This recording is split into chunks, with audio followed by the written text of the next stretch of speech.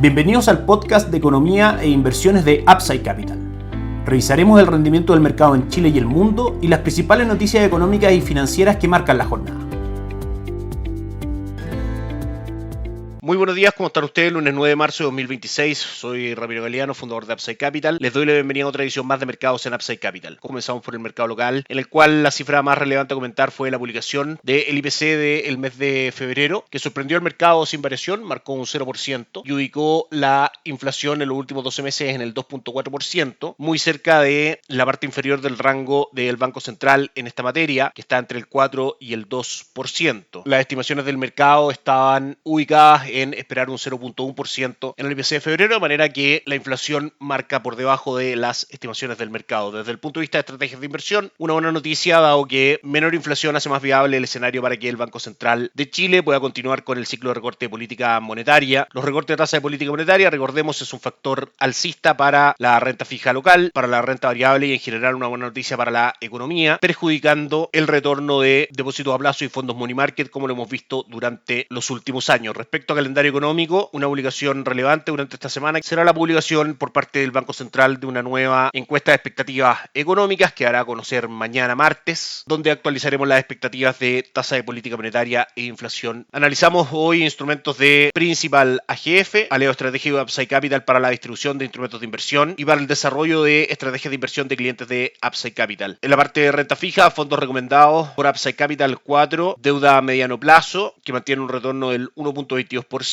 en lo que va de 2026, deuda de mediano plazo UF, que mantiene un retorno del 1.34% durante este año, progresión deuda a largo plazo, que mantiene un retorno del 1.57%, y el fondo deuda flexible, cartera diversificada de renta fija local, que sube un 1.48% durante 2026. Todos por sobre el 0.6% que muestra como retorno el fondo Visión Money Market, tomándolo como referencia de instrumentos Money Market y depósitos a plazo. Revisamos IPSA, renta variable local, que hoy cae un 0.26% en un contexto donde en los mercados mundiales hay un alza importante de incertidumbre y volatilidad dado el conflicto principalmente entre Estados Unidos e Israel contra Irán. El IPSA cotiza hoy en 10.286 puntos, mantiene un retorno durante los últimos 365 días del 39.08%, aunque durante el último mes cae fuerte un 8.89% y en lo que va del año mantiene una caída del 2.21%. Desde el punto de vista técnico, si analizamos el gráfico de IPSA, tiene marcadamente un piso soporte en 10.100 puntos, el cual por ahora está respetando, y si no hay ruptura de ese nivel, eventualmente la corrección podría llegar hasta ahí, y si existe una perforación de eso, podríamos ver al IPSA buscando 9.800 puntos. De todas maneras, IPSA mantiene desde nuestro punto de vista argumentos alcistas para 2026, principalmente el ciclo de recorte de tasa por parte del Banco Central de Chile, así como también la esperada recuperación en una mejora de expectativas y en el rendimiento como tal de nuestra economía, dado el cambio de ciclo político que tendremos pasado mañana, este día miércoles, donde asume el gobierno liderado por el presidente electo José Antonio Kast. Fondo recomendado para incorporar acciones locales en portafolios de nuestros clientes por parte de Principal AGF, Fondo Capital y Acciones Chilenas, que mantiene una caída durante 2026 del 2.22%, pero un retorno durante los últimos 12 meses del 31.45%.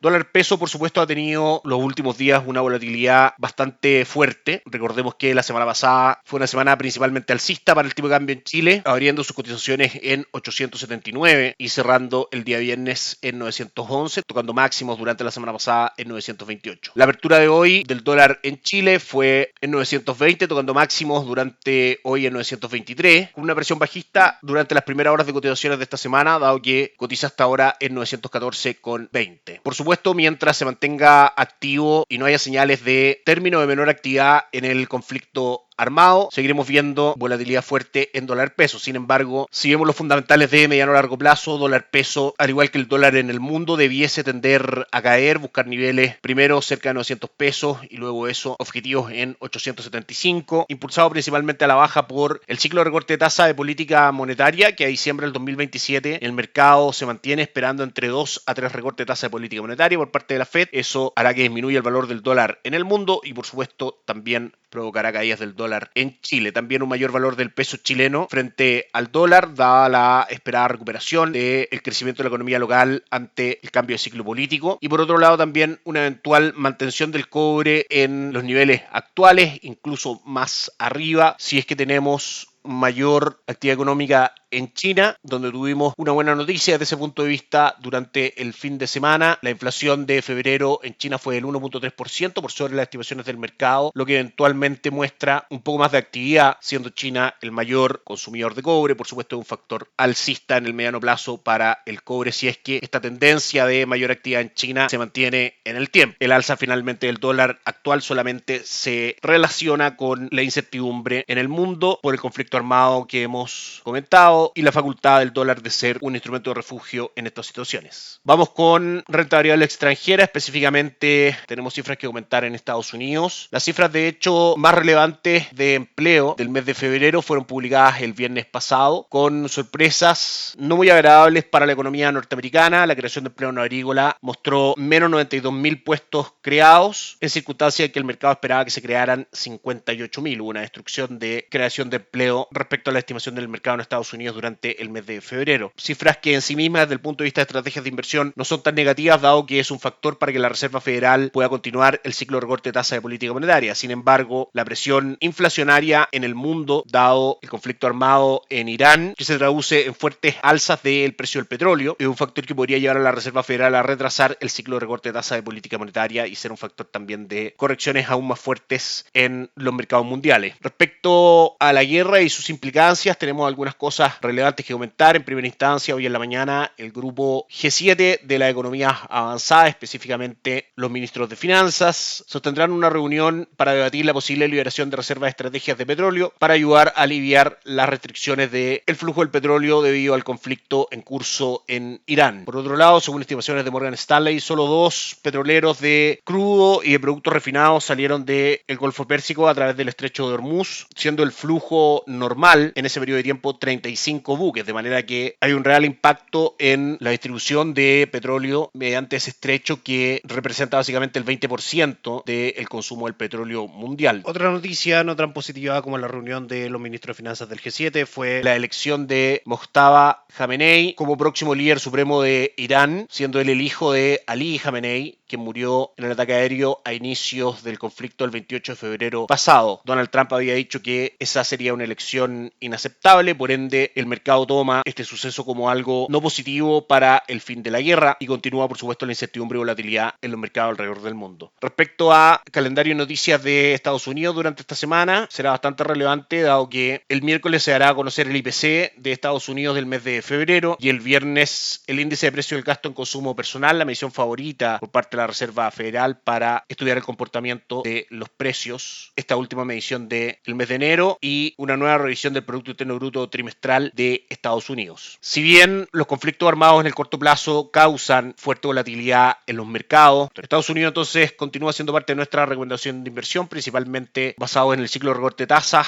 de política monetaria por parte de la Reserva Federal, factor alcista para bonos y acciones norteamericanos, para incorporar este tipo de activos en los portafolios de nuestros clientes mediante fondos de Principal AGF, fondo local recomendado, gestión activa arriesgado, que mantiene un retorno durante los últimos 12 meses del 17.18%. También, por supuesto, mediante Principal AGF entregamos acceso a plataforma Allfunds para incorporar también en las estrategias de nuestros clientes fondos de las principales managers del mundo como JP Morgan, el mismo Principal, entre otros. Bien, eso es todo por hoy. Que tengan una excelente semana. Nos encontramos el jueves para el cierre semanal de mercados. Gracias por escuchar el podcast de Economía e Inversiones de Upside Capital.